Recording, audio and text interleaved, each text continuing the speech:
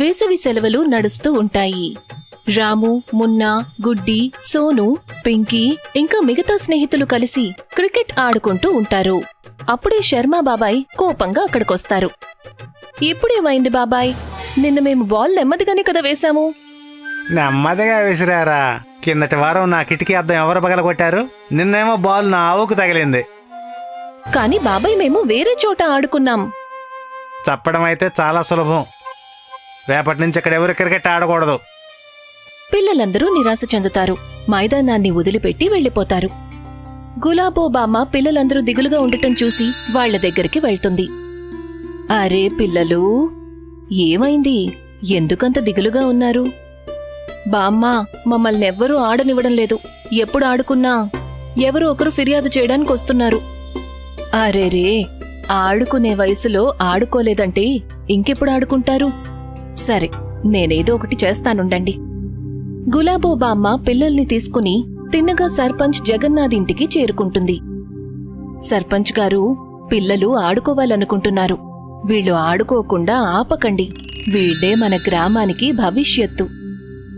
బామ్మా, మీకు ఈ వీళ్ల గురించి అసలేమీ తెలియదు. ఈ పిల్లలు ఎప్పుడు సమస్యలు తీసుకొస్తూనే ఉంటారు. ఊరికి వీళ్ళు చాలా పెద్ద సమస్యగా మారిపోతున్నారు. పిల్లల్ని మనం ఆడుకోనివ్వకుండా ఎప్పుడైతే అడ్డుకుంటామో అప్పుడు సమస్య అనిపిస్తుంది. వీళ్లు పెద్దయిన తరువాత మనలాగా బాధ్యతల్లో చిక్కుకుంటారు. ఆడుకోవడానికి ఇప్పుడే సమయం ఉంది. అలాగా బామ్మా? మీకు అంతగా నమ్మకం ఉందంటే నా షరతుకు ఒప్పుకోండి. నా మేనల్లుడు విక్రమ్ అలాగే నా మేనకోడలు నేహ పట్నంలో పెద్ద టీంలు ఆడుతున్నారు. ఒకవేళ మీ పిల్లల టీం వాళ్లతో గనక గెలిచింది అంటే వీళ్ళు కూడా ఆడుకుంటూ ఉండొచ్చు. ఒకవేళ ఓడిపోతే ఊళ్ళో శాశ్వతంగా క్రికెట్ను మానేయాల్సి ఉంటుంది. బామ్మా, ఇదైతే చాలా కష్టం. షరతుకి ఒప్పుకుంటున్నాను సర్పంచ్ గారు. చూస్తూ ఉండండి. పిల్లల కష్టం అలాగే బామ్మ పాత శక్తి ఎంత అద్భుతాన్ని చూపిస్తుందో.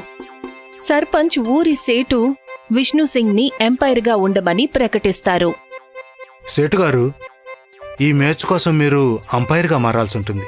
మీరు ఈ గ్రామంలో అసలు పక్షపాతమే లేకుండా ఉండే మనుషులు. పిల్లల భవిష్యత్తుకు సంబంధించిన విషయం అంటే నేను అసలు ఏమాత్రమూ పక్షపాతం లేకుండా నా బాధ్యతలను నిర్వర్తిస్తాను. ఊరంతా పోటీ గురించి చర్చలు జరుగుతాయి. అందరి దృష్టి ఆ పోటీ మీదనే ఉంటుంది. ఇప్పుడు బామ్మ అలాగే పిల్లల గౌరవం పణంగా పెట్టబడింది. గులాబో బామ్మ పిల్లలను పిలిచి మైదానంలో అభ్యాసం మొదలు పెడుతుంది. పిల్లలు పూర్తి జోష్గా ఉంటారు. ఈసారి మనం ఆడటమే కాదు, గెలవటానికొచ్చాం. ప్రతి బంతి మీద దృష్టి ఉండాలి. ప్రతి షాట్ ఆలోచించి కొట్టాలి. బామ్మ, ఈసారి మనం ఖచ్చితంగా ఓడిపోము. గెలుపు ఓటమి తలరాతతో కాదు, కష్టంతో నిర్ణయింపబడుతుంది. పిల్లలు బామ్మ మాటల్ని మనసులో పెట్టుకుంటారు. మైదానంలో చెమటలు కార్చటం మొదలు పెడతారు. ఊర్లో ఒకసారి మళ్లీ క్రికెట్ పోటీ మొదలవుతుంది. పిల్లలు ఉదయం సాయంత్రం మైదానంలో అభ్యాసం చేస్తూనే ఉంటారు. ఈసారి గెలుపు మనదే అవుతుంది. బామ్మ కష్టం, మన జోష్ రెండిటినీ కలిపి అద్భుతం చూపిద్దాం. గులాబో బామ్మ పిల్లల కష్టాన్ని చూసి నవ్వుతూ ఉంటుంది. ఇప్పుడు ఆ రోజు దగ్గర్లోనే ఉంది. ఊరికి గొప్ప పేరు వచ్చే రోజు. ఊర్లో పెద్ద మైదానం హడావిడిగా ఉంటుంది. పిల్లలు, పెద్దలు, ఊరి వాళ్లందరూ అక్కడ చేరతారు. మైదానంలో ఒకవైపు సర్పంచ్ మేనల్లుడు విక్రమ్, మేనకోడలు నేహ తమ టీంతో పాటు ఉంటారు. మరొకవైపు గులాబో బామ్మ పిల్లలతో పాటు సిద్ధంగా ఉంటుంది. బామ్మ, ఇప్పటికైనా వయసుని దృష్టిలో పెట్టుకోవాలి కదా. కాళ్ళకి చేతులకు దెబ్బ తగిలితే ఎవరు చూసుకుంటారు చెప్పండి? నువ్వేమీ కంగారు పడకు సర్పంచ్. వయసు అనుభవాన్నిస్తుంది. అనుభవం గెలుపుకి దారిని చూపిస్తుంది. సరే, టాస్ వేద్దాం రండి. విక్రమ్ టాస్ వేస్తాడు. గులాబో బామ్మ టీంకి మొదట బౌలింగ్ అవకాశం వస్తుంది. పదండి పిల్లలు, ఇవాళ మిమ్మల్ని ఎలా ఓడిస్తామో చూడండి. విక్రమ్ ఇంకా తన టీం అద్భుతంగా ప్రారంభిస్తారు. మొదటి 5 ఓవర్లలోనే 50 రన్లు కొడతారు. బామ్మా, ఇప్పటికైనా ఓటమికి రెడీగా ఉండండి. పిల్లలు కంగారు పడకండి. ఆటలో ధైర్యంగా ఉండటం చాలా అవసరం.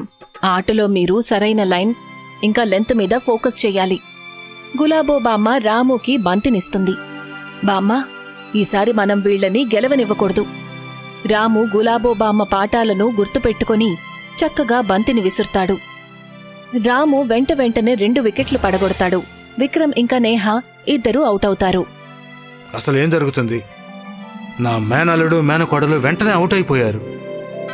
గులాబో బామ్మ టీం విక్రమ్ టీంని 15 ఓవర్లలో 125 రన్స్ దగ్గర ఆపేస్తారు.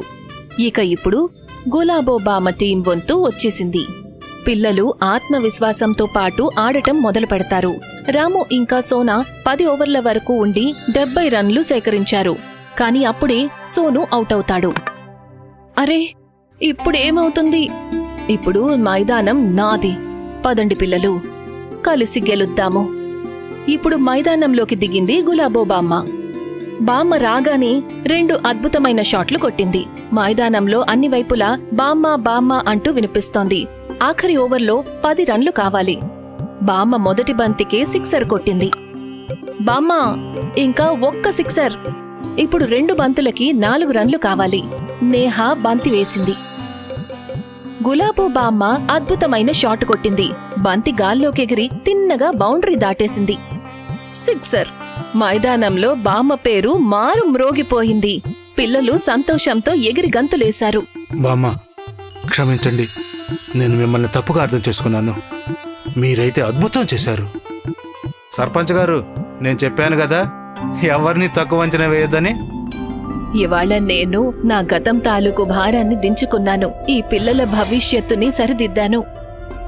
ఇక ఊర్లో పిల్లలు ఆడుకోకుండా ఎవ్వరూ ఆపలేరు. ఊర్లో అందరికీ క్రికెట్ మీద ఆసక్తి నెలకొంది. గులాబో బామ్మ కోల్పోయిన తన మర్యాదను తిరిగి దక్కించుకుంది.